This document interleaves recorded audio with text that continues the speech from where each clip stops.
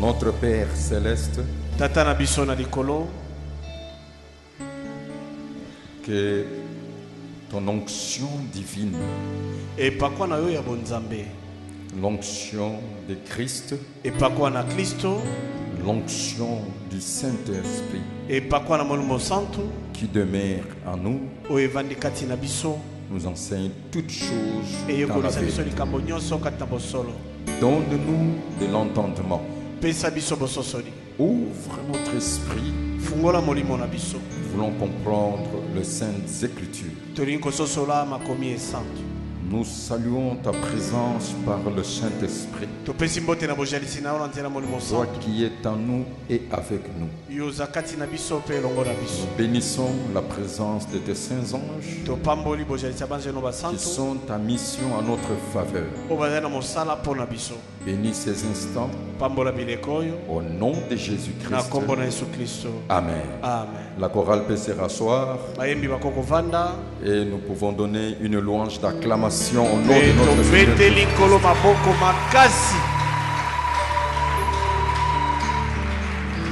Et au même moment, je fais appel au pasteur Jean-Marie pour la lecture des Saintes Écritures. Et je suis en train de vous informer que le média est un pouvoir. Un pouvoir pour la communication. Par les médias, vous pouvez entretenir un dialogue avec votre public.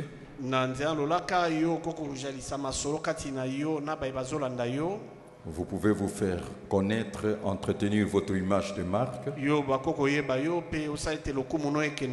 Les médias, vous savez, c'est pour former, informer et parfois divertir. Et en tant qu'un organisme d'évangélisation, nous avons l'auditoire physique et invisible. Comme nos assemblées locales, c'est un réseau des églises, de soldats de Jésus-Christ au travers le monde. Nous avons une bonne nouvelle pour vous. À partir d'aujourd'hui,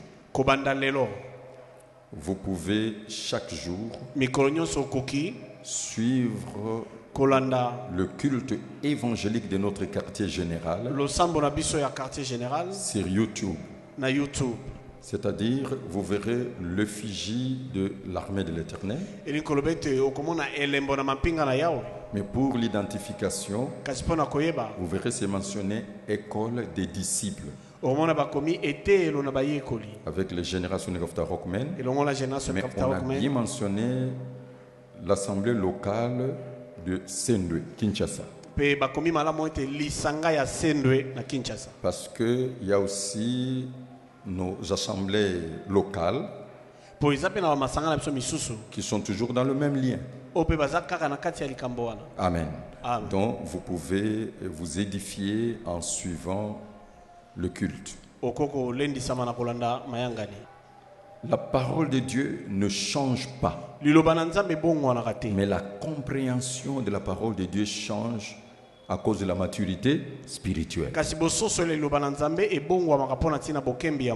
Aujourd'hui, je vais partager avec vous quelques pensées de Dieu, c'est-à-dire l'objet de ma méditation dans sa parole. L'église locale ou l'assemblée de l'église, c'est un centre de transfert de connaissances. La connaissance est un pouvoir. Par le cursus d'enseignement que vous êtes en train de suivre, vous allez acquérir la connaissance, le savoir, et puis le savoir-faire et le faire savoir. Il y a la connaissance dans la saine doctrine, la connaissance dans tout le domaine de la vie.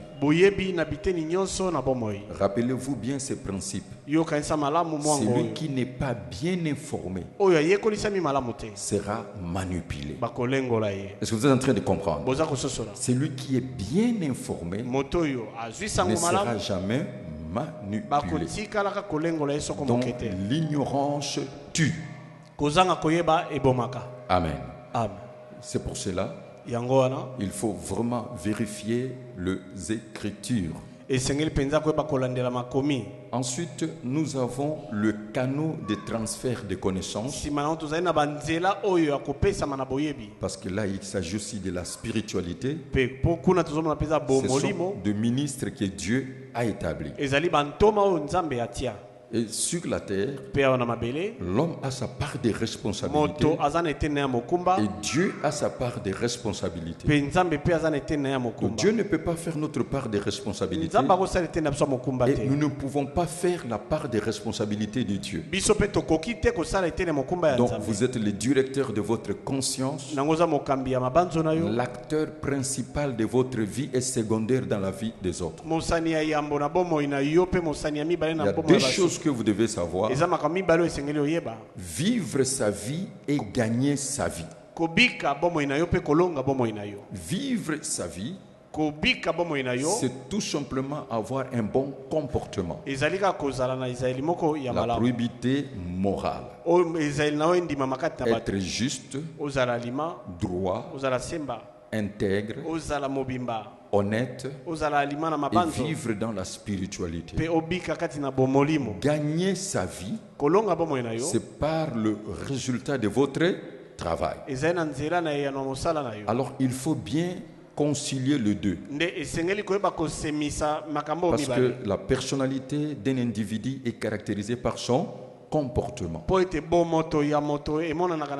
Il faut bien vivre sa vie et aussi gagner sa vie.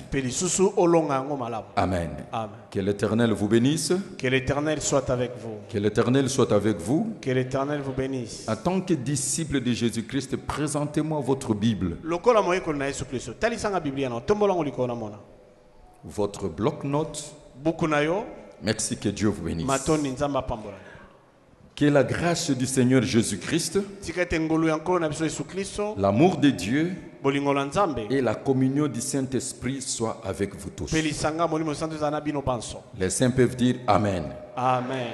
Alors aujourd'hui, nous allons partager avec vous le 3e chapitre, que faire et comment faire pour réussir dans tous les domaines de sa vie sur la terre.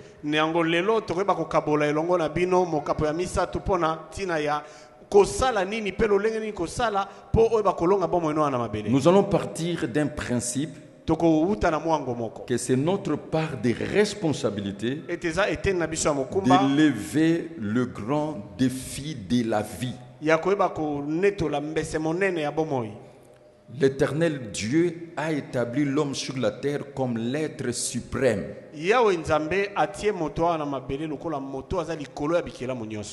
Et cela se fait remarquer par l'intelligence de l'homme,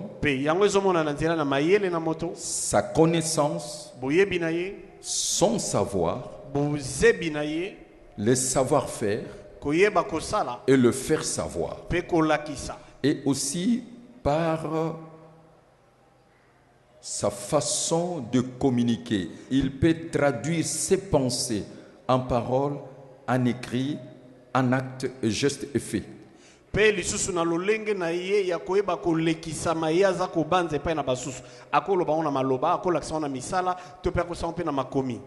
Seul l'homme peut améliorer et changer les conditions de sa vie sur la terre.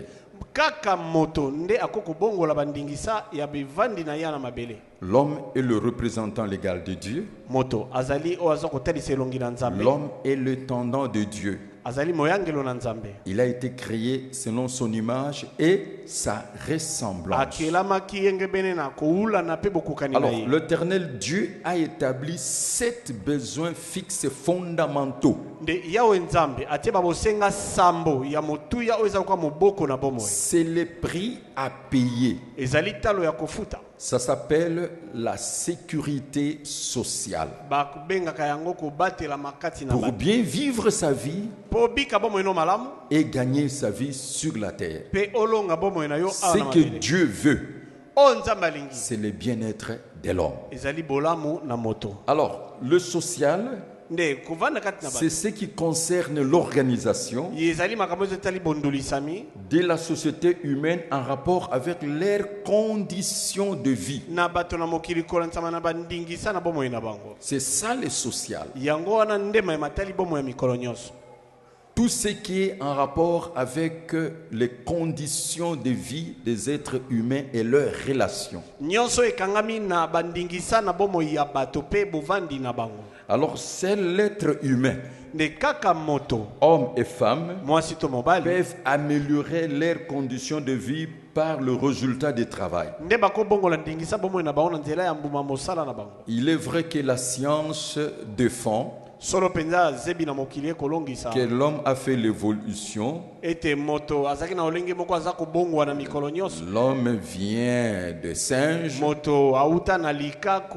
Mais la Bible ne le confirme pas. Le premier homme, c'est Adam. Aujourd'hui, les singes ne peuvent pas changer leurs conditions de vie dans la forêt. Mais l'homme continue à s'améliorer. Les singes est resté singe Et l'homme est resté homme malgré la ressemblance. C'est pour cela la seule source d'information correcte, c'est les Saintes Écritures. Car poussés par le Saint-Esprit, les hommes ont écrit et parlé de la part de Dieu. Et je suis en train de dire à quelqu'un, tu peux activer cette passion de changer les conditions de votre vie sociale et c'est possible.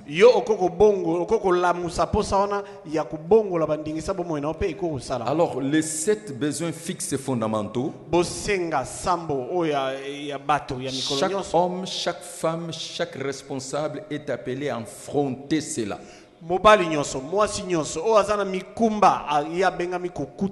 Je répète à titre de rappel. 1. Boire. 2. Manger. 3. S'habiller. 4. Avoir un logement. 5. Les soins sanitaires appropriés. 6. La défense ou la sûreté. 7. Le loisir. Amen. Tous les jours, c'est le prix à payer. Amen. Et ça, c'est la part des responsabilités de l'homme et de la femme. Alors, le 3e chapitre, le Saint-Esprit nous a révélé par les Saintes Écritures un principe divin que nous avons dénommé la réparation des filets. Tu peux te joindre avec moi et tu peux répéter 3 fois la réparation des filets. La réparation des filets. La réparation des filets. La réparation des filets. Amen. Amen. C'est la voie que Dieu s'est choisie pour le redressement de votre vie ou alors pour le plan de la réussite.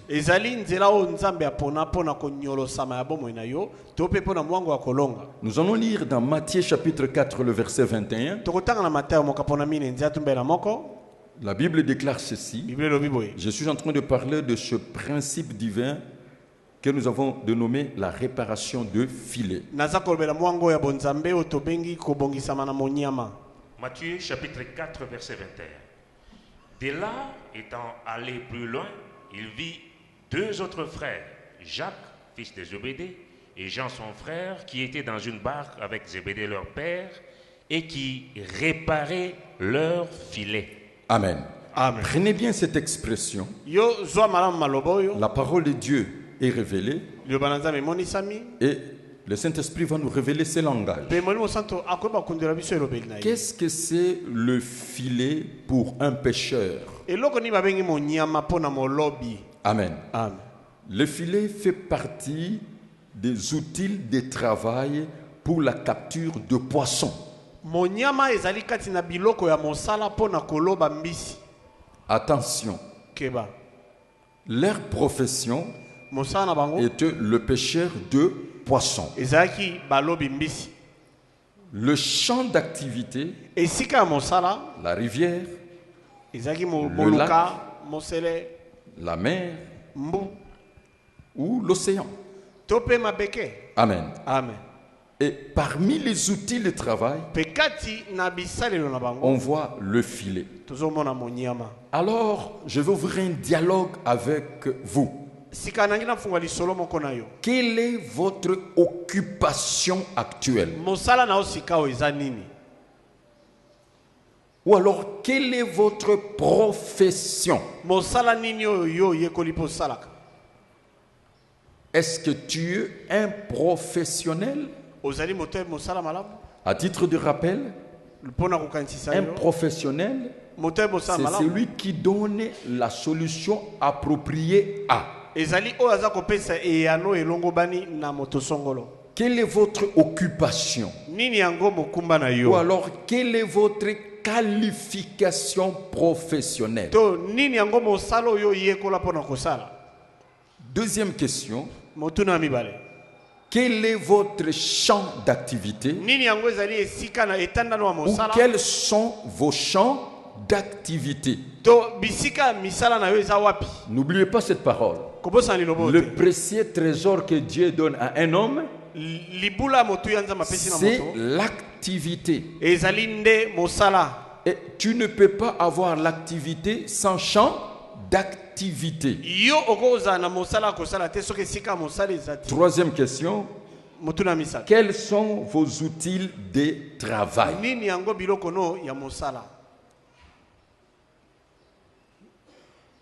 Quel est votre outil de travail ou quels sont vos outils de travail?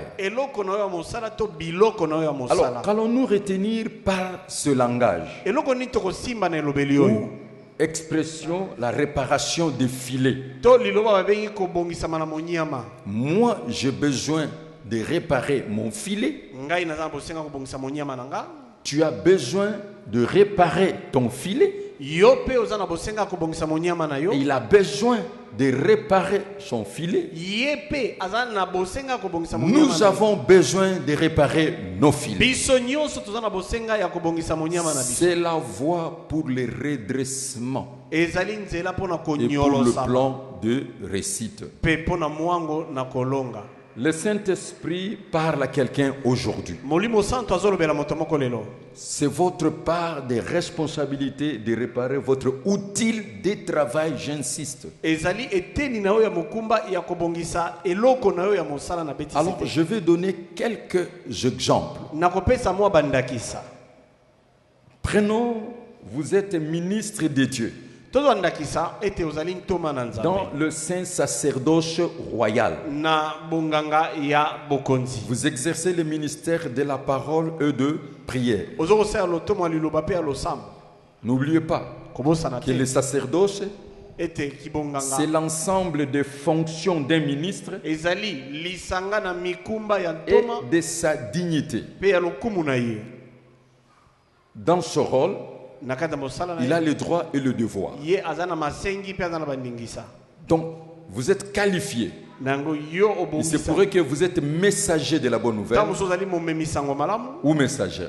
Ou alors vous êtes un ministre établi. Vous avez reçu le charisme, un don de Dieu. Vous êtes un apôtre. Vous êtes un prophète. Vous êtes un docteur. Vous êtes un pasteur. Vous êtes un évangéliste. Ou tout simplement, vous êtes un serviteur, une servante, chantre. Vous êtes évêque, ancien diaconesse. En bref, vous êtes engagé à exercer une fonction sacrée. Il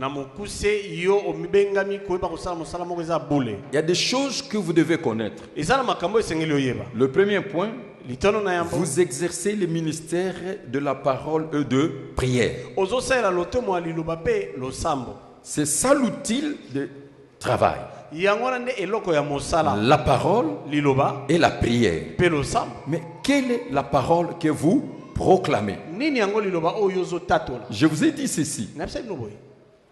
Si je parviens à vous convaincre, à vous persuader, je vous prêche sur le patriotisme, vous serez un patriote et ça va influencer toute votre vie. Dans vos pensées, paroles, actes, écrits. Si je vous prêche sur le tribalisme, vous allez devenir tribal. Et ça va influencer l'objet de vos pensées, même votre comportement. Sisi kwa sisi, voisin muzuri. N'est-ce pas, c'est ça? Biso na biso. N'est-ce pas? Ne Congo. N'est-ce pas? Beto na beto. Est-ce que vous comprenez cela? Pourquoi? Parce qu'il y a un enseignement. Et si je vous enseigne, je vous convainc sur les diables, les démons, vous allez devenir démoniaque et satanique. Soki na ye kolisio pe na ndimisio na mamotali diabulu yeba ete yoko koma moto ya diabulu pe na milimu mabe. Si je vous convainc sur la sorcellerie, vous allez vous comporter comme un sorcier. Soki na ndimisio makambo ya kindoki obanda kobika lokola ndoki. Et si je vous prêche Christ, vous allez devenir les chrétiens. Okoma mo Kristo. Et si je vous prêche sur l'amour, vous allez manifester l'amour. Okotalisa bolingo.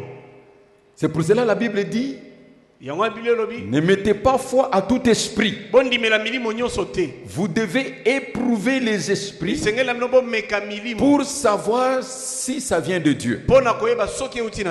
Et quand un ministre de l'évangile prêche, vous devez savoir tout simplement que Dieu est amour. Et la foi chrétienne est basée sur l'amour, sur l'unité, sur le pardon. Les fondements de base de la foi chrétienne, la voie de Dieu, c'est la sanctification. Rechercher la paix et la sanctification. Sans cela, nul ne verra le Seigneur. Et ceux qui ont le cœur pur, ils seront appelés enfants de Dieu. Ceux qui mettent la paix, ceux qui ont le cœur pur verront Dieu. Ceux qui cherchent la paix, ils seront appelés enfants de Dieu. Est-ce que vous me suivez très bien? La Bible dit: nous devons nous revêtir de la charité qui est le lien de la perfection. Conservons l'unité de l'esprit par le lien de la paix. Comme celui qui nous a appelés est saint, soyons saints dans toute notre conduite. C'est pour cela que la Bible dit: vous les connaîtrez à leur fruit, le résultat, leur comportement. C'est pour cela, tout ministre de Dieu, parce que l'onction a une seule source, le Saint-Esprit, il sera unificateur, pacificateur, réconciliateur, bâtisseur. Il va aimer le pécheur et non le péché. Est-ce que vous êtes en train de comprendre? C'est ça le discernement pour connaître le véritable serviteur de Dieu.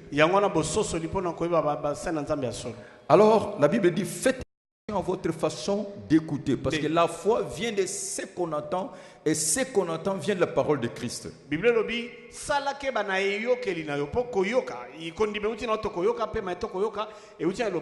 si ce que nous attendons n'est pas la parole de Christ, quel serait le résultat de notre comportement?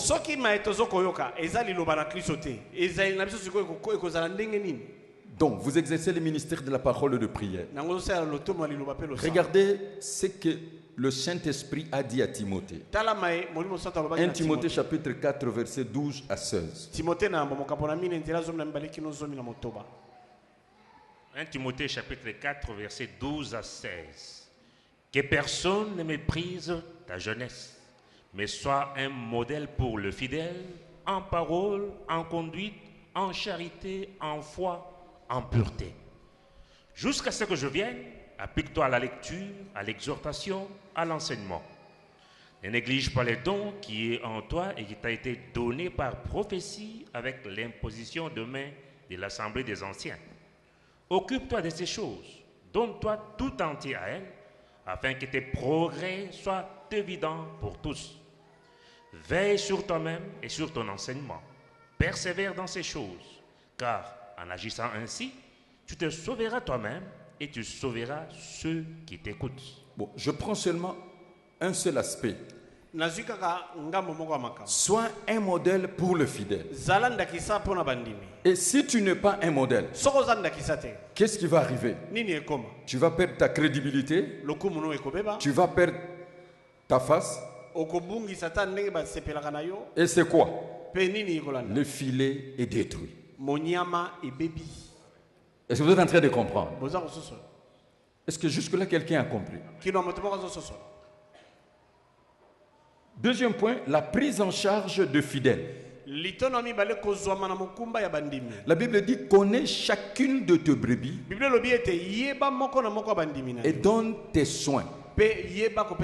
Moi je suis un conducteur spirituel. J'ai dit les anciens, le directeur de culte qui est mon assistant direct,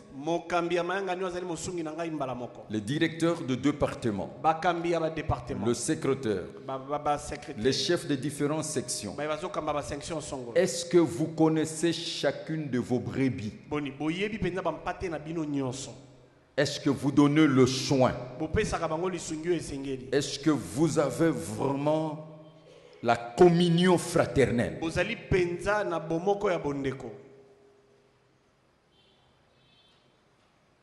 Est-ce qu'un directeur de département peut me dire qu'il a déjà rendu visite à tous les membres de son département à domicile?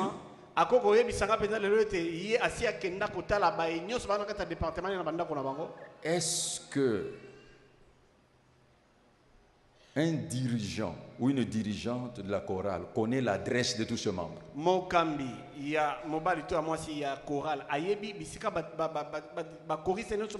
La prise en charge. Amen. C'est une prise en charge. Si la prise en charge n'est pas bonne, vous ne saurez pas affermir les gens. Et un jour, ils vont se retrouver quelque part. La Bible dit, donne tes soins. Je ne sais pas, pasteur, est-ce que vous retrouvez ce verset? Connais chacune de tes brebis et donne tes soins. La prise en charge des fidèles. Troisième chose, c'est votre vie. La meilleure façon de transformer les gens, c'est d'être leur modèle. Proverbe chapitre 27, verset 23. Connais bien chacune de tes brebis, donne tes soins à tes troupeaux. Connais bien chacune de tes brebis et donne tes soins. Quels sont tes soins? Romains chapitre 12, verset 6 à 8. Romains chapitre 12, verset 6 à 8. Puisque nous avons des dons différents selon la grâce qui nous a été accordée, que celui qui a les dons de prophétie l'exerce selon l'analogie de la foi. Que celui qui est appelé au ministère s'attache à son ministère. Que celui qui enseigne s'attache à son enseignement. Et celui qui exhorte à l'exhortation. Que celui qui donne le fasse avec libéralité. Que celui qui préside le fasse avec zèle. Que celui qui pratique la miséricorde le fasse avec joie. Donc, l'œuvre de Dieu, la Bible déclare comme de bons dispensataires de diverses grâces, que chacun puisse mettre au service des autres le don qu'il a reçu. Votre expertise, votre technicité, votre ingéniosité pour faire avancer le royaume de Dieu. Et le vrai ministère, c'est pour le perfectionnement des saints, pour l'édification et surtout pour faire entrer les autres dans le ministère. Et j'insiste, votre vie. Votre vie parle plus que votre prédication. Amen. Vous savez, je suis la cible privilégiée de Satan et des démons. En tant qu'évangéliste, qu'est-ce que j'ai compris? Menez cette enquête. Vous ne verrez pas quelqu'un me juger sur mes prédications ou sur mes enseignements. Personne n'a remis mes prédications, mes enseignements en cause. L'armée de l'Éternel ne monte pas la prédication. Et qu'est-ce que le diable fait? Il me juge sur ma personne. Est-ce que vous êtes en train de comprendre? Partout vous serez. Sony. Même les personnes qui ne me connaissent pas. Et c'est ça la stratégie satanique. Il veut vous salir. Il veut toucher votre personne. Or, là où il devait attaquer, c'est la parole. Dire aux gens, et voilà, il a prêché la fausseté. Il ne dira pas. Amen. C'est pour cela, vous voyez, on a donné le conseil à Timothée, veille sur toi-même et sur ton enseignement. Ta vie. Les instruments du pouvoir divin et de l'autorité divine, c'est la prière, la parole, et la parole qui est basée sur les fondements apostoliques. Et n'oubliez pas, la vie, être modèle, et enfin le patrimoine. Est-ce que vous êtes en train de comprendre?